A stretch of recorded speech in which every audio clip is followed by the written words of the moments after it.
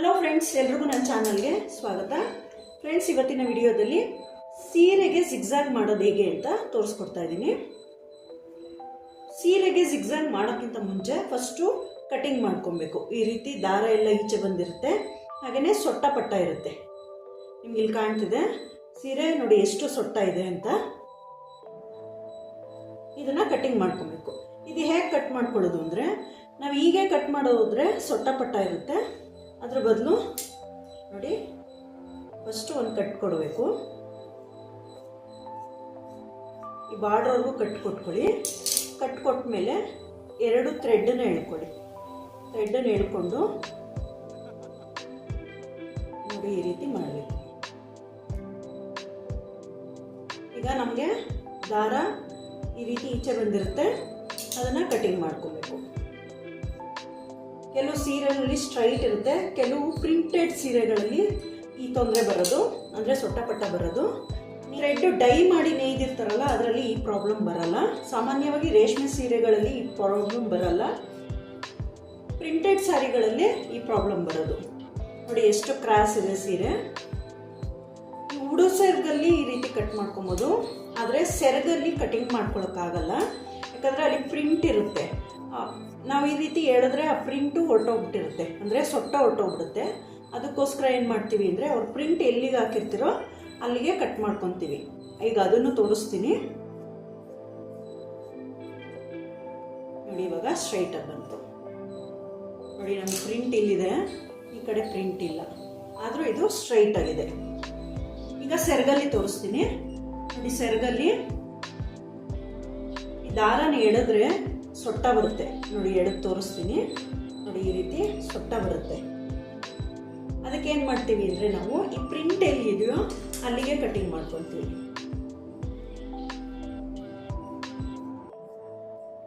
ಈ ಪ್ರಿಂಟ್ಗೆನೆ ಕಟಿಂಗ್ ಮಾಡ್ಕೊತೀವಿ.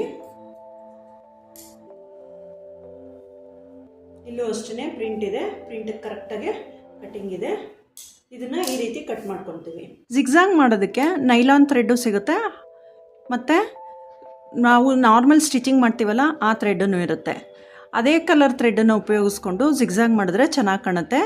ಈ ನೈಲಾನ್ ಥ್ರೆಡ್ ಯೂಸ್ ಮಾಡಿಕೊಂಡು ಜಿಗ್ಜಾಗ್ ಮಾಡಿದ್ರೂ ನೀಟಾಗೆ ಕಾಣುತ್ತೆ, ಮತ್ತು ಚೆನ್ನಾಗಿ ಫಿನಿಶಿಂಗು ಬರುತ್ತೆ.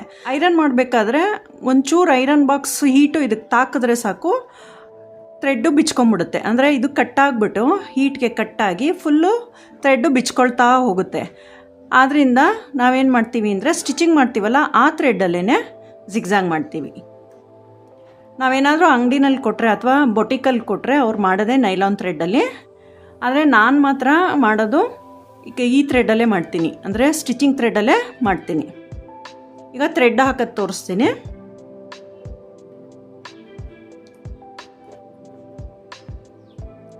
ನನ್ನ ಹತ್ರ ಇರೋ ಮಿಷಿನ್ನು ಜಿನೋಮೆ. ಇದನ್ನು ಜಿಗ್ಜಾಗೋಸ್ಕರನೇ ತೊಗೊಂಡಿದ್ದು. ದೊಡ್ಡ ಮಿಷಿನು ಇದೆ, ಅಂದರೆ ಜಿಗ್ಜಾಗ್ ಮಿಷಿನು ಇದೆ. ಆದರೆ ಇದು ಪೋರ್ಟಬಲ್ ಆದ್ದರಿಂದ ನಾವು ಎಲ್ಲಿ ಬೇಕಾದರೂ ಇಟ್ಕೊಂಡು ಜಿಗ್ಜಾಗ್ ಮಾಡ್ಬೋದು. ಅದಕ್ಕೋಸ್ಕರ ಈ ಮಿಷಿನ್ನ ತೊಗೊಂಡಿದ್ದೀನಿ. ಇದರಲ್ಲಿ ನಮಗೆ 13 to 14 ಸ್ಟಿಚಸ್ ಸಿಗುತ್ತೆ. ನಾನು ಇದನ್ನು ಬರೀ ಜಿಗ್ಜಾಗೋಸ್ಕರ ಉಪಯೋಗಿಸ್ಕೊಳ್ತೀನಿ. ಬಾಬಿನ್ಗೆ ಥ್ರೆಡ್ ವೈಂಡಿಂಗ್ ಮಾಡ್ಕೊತಾ ಇದ್ದೀನಿ. ಬಾಬಿನ್ಗೆ ಥ್ರೆಡ್ ವೈಂಡ್ ಮಾಡ್ಕೊಂಡಿದ್ದೀನಿ. ಈ ಬಾಬಿನ್ ಕೇಸ್ ಒಳಗೆ ಹಾಕ್ತಾಯಿದ್ದೀನಿ. ಬಾಬಿನ್ ಕೇಸ್ಗೆ ಹಾಕಿ ಇನ್ಸರ್ಟ್ ಮಾಡ್ತಾಯಿದ್ದೀನಿ. ಈಗ ಮೇಲೆ ಥ್ರೆಡ್ ಹಾಕೋದು ಹೇಗೆ ಅಂತ ತೋರಿಸ್ಕೊಡ್ತೀನಿ. ಫಸ್ಟು ಸ್ಪೋಲಲ್ಲಿರುತ್ತೆ, ಸ್ಪೋಲಿಂದ ಇಲ್ಲಿಗೆ ತೊಗೊಳ್ಬೇಕು, ಇಲ್ಲಿಂದ ಈಗ ತೊಗೊಂಡು ಇದ್ರೊಳಗಡೆ ಹೋಗಬೇಕು. ಇದು ಯು ಶೇಪಲ್ಲಿರುತ್ತೆ, ಬಂದು ಮತ್ತೆ ನೋಡಿ ಇಲ್ಲಿ 3 ಇದೆಯಲ್ಲ, 3ಗೆ ಬರಬೇಕು. ಒಂದಿಂದ ತೊಗೊಂಡು ಇಲ್ಲಿ ಕೆಳಗಡೆ 2 ಇದೆ, ಇಲ್ಲಿಂದ ಬಂದು ಇಲ್ಲಿ 3ಗೆ ಬರಬೇಕು. 3ಗೆ ಬಂದ ಮೇಲೆ ನೆಕ್ಸ್ಟು ನೀಡಲ್ ಹತ್ರ ಬರುತ್ತೆ ನೋಡಿ. ನೀಡಲ್ ಹತ್ರ ಬಂದಿದೆ. ಈ ನೀಡಲ್ ಹತ್ರ ಹಾಕಿ ತೋರಿಸ್ತೀನಿ. ಇದು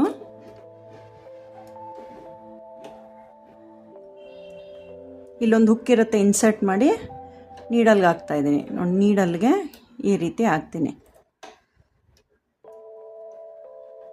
ಥ್ರೆಡ್ಡಿಂಗ್ ಆಯಿತು. ಈಗ ಬಾಬಿನಲ್ಲಿರೋ ಥ್ರೆಡ್ಡನ್ನು ತಗೊಳ್ಳೋಣ ಮೇಲಕ್ಕೆ. ನೀಡಲ್ನ ಒಳಗಡೆ ಇನ್ಸರ್ಟ್ ಮಾಡಬೇಕು. ಇನ್ಸರ್ಟ್ ಮಾಡಿದ್ಮೇಲೆ ನೋಡಿ ಈ ರೀತಿ ಥ್ರೆಡ್ಡು ಈಚೆ ಬರುತ್ತೆ.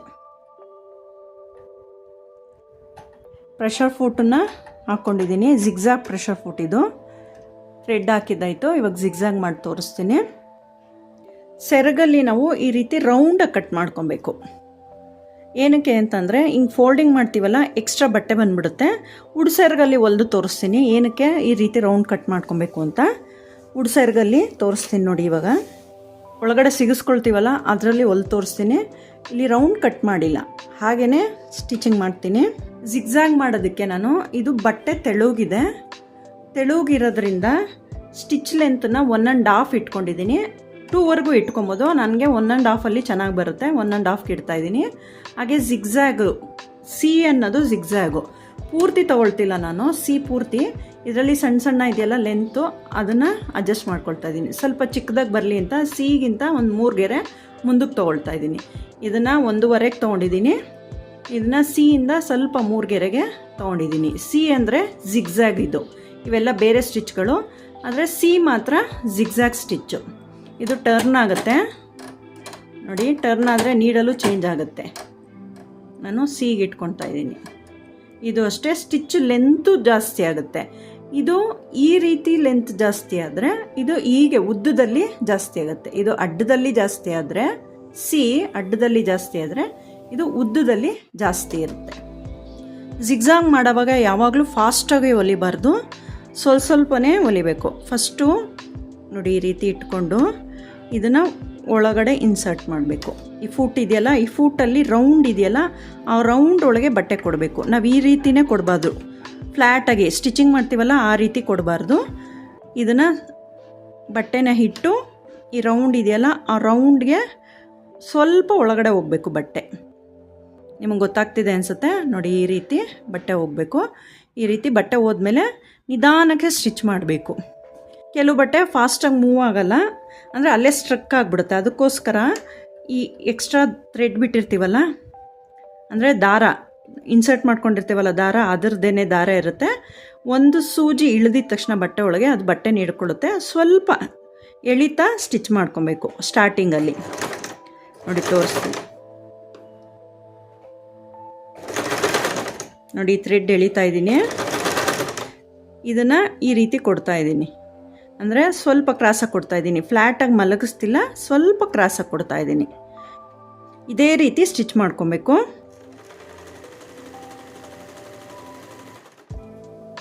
ಸೀರೆ ಇದು ಉಲ್ಟದಲ್ಲೇ ಸ್ಟಿಚ್ ಮಾಡಬೇಕು.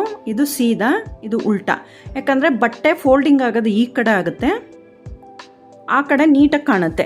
ಸ್ವಲ್ಪ ದೂರದವರೆಗೂ ಸಿಗ್ಜಾಗ್ ಮಾಡಿ ತೋರಿಸ್ತೀನಿ ಯಾವ ರೀತಿ ಬರುತ್ತೆ ಅಂತ. ಇದು ಬಟ್ಟೆ ತೆಳು ಇರೋದ್ರಿಂದ ಸ್ವಲ್ಪ ಎಕ್ಸ್ಟ್ರಾ ಬಟ್ಟೆನೇ ಕೊಡಿ. ಇದು ದಾರ ಫ್ಲೇರ್ ಆಗ್ತಿರುತ್ತೆ, ಅದನ್ನು ಕಟ್ ಮಾಡ್ಕೊಬೇಕು.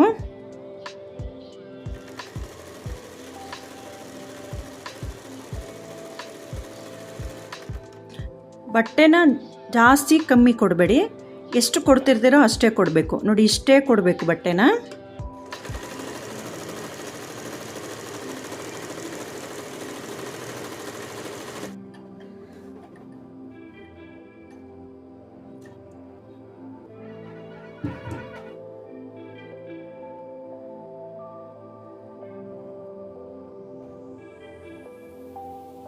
ನೋಡಿ ಇದು ರೈಟ್ ಸೈಡು, ಇದು ರಾಂಗ್ ಸೈಡು. ರಾಂಗ್ ಸೈಡಲ್ಲಿ ನೋಡಿ ಬಟ್ಟೆ ಎಕ್ಸ್ಟ್ರಾ ಇರೋದು ಕಾಣುತ್ತೆ, ಅದೇ ರೈಟ್ ಸೈಡಲ್ಲಿ ಕಾಣಲ್ಲ. ಅದಕ್ಕೋಸ್ಕರನೇ ಸ್ಯಾರಿ ರಾಂಗ್ ಸೈಡಲ್ಲೇ ಜಿಗ್ಜಾಗನ್ನ ಮಾಡೋದು. ತುದಿ ರೌಂಡ್ ಕಟ್ ಮಾಡ್ಕೊಂಡಿಲ್ಲ ಅಂದರೆ ನೋಡಿ ಸ್ಟಾರ್ಟಿಂಗ್ ಈ ಥರ ಬರುತ್ತೆ. ಇದು ಕುಚ್ಚಾಕೋದಕ್ಕೆಲ್ಲ ಸಮಸ್ಯೆ ಆಗುತ್ತೆ. ಅದಕ್ಕೋಸ್ಕರ ಏನು ಮಾಡ್ತೀವಿ ಅಂದರೆ ಸ್ವಲ್ಪ ಕರ್ವ್ ಕೊಟ್ಟು ಜಿಗ್ಜಾಗ್ ಮಾಡ್ತೀವಿ. ಈಗ ಸೆರಗಲ್ಲಿ ಮಾಡಿ ತೋರಿಸ್ತೀನಿ. ಕರ್ವ್ ಕೊಟ್ಟಿದ್ದೀನಿ, ಜಿಗ್ಜಾಗ್ ಮಾಡಿ ತೋರಿಸ್ತೀನಿ. ಸ್ಯಾರಿ ಉಲ್ಟಾ ಸೈಡ್ ಇದೆ ನೋಡಿ, ಇಲ್ಲಿಂದ ಶುರು ಮಾಡ್ತೀನಿ ಜಿಗ್ಜಾಗ್ನ. ತುದಿಯಿಂದ ಮಾಡಲ್ಲ, ಸ್ವಲ್ಪ ಕ್ರಾಸ್ ಕಟ್ಟಿಂಗ್ ಮಾಡ್ಕೊಂಡಿದ್ದೀವಲ್ಲ ಅಲ್ಲಿಂದ ಶುರು ಮಾಡ್ತೀನಿ. ಇದು ಜಾಸ್ತಿ ಕರ್ವು ಕೊಡಬಾರ್ದು, ಸ್ವಲ್ಪ ಕರ್ವ್ ಇರಬೇಕಷ್ಟೆ.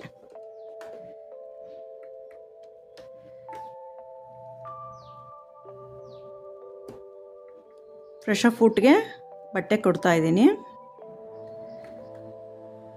ನೋಡಿ. ಥ್ರೆಡ್ ಇಟ್ಕೊಳ್ಳಿ. ಒಂದು ನೀಡಲ್ಲಿ ಎಳೆದಿದ ತಕ್ಷಣ ಥ್ರೆಡ್ಡನ್ನು ಸ್ವಲ್ಪ ಎಳಿಬೇಕು. ಜಿಗ್ಜಾಗ್ ಮಾಡಬೇಕಾದ್ರೆ ಇಲ್ಲಿ ಕೈ ಹಿಡ್ದಲೇ ಹಾಗೆ ಬಿಟ್ಬಿಡ್ಬೇಡಿ, ಕೈ ಇಟ್ಕೊಳ್ಳಿ, ಬಟ್ಟೆ ಬಂದಿಂದ ಸುಮ್ಮನೆ ಹಿಂಗೆ ಮೂವ್ ಮಾಡಿ ಅಷ್ಟೇ, ತೀರಾ ಎಳಿಯೋಕ್ಕೆ ಹೋಗ್ಬಿಡಿ, ಸುಮ್ಮನೆ ಈ ಥರ ಮೂವ್ ಮಾಡ್ತಾ ಹೋಗಿ.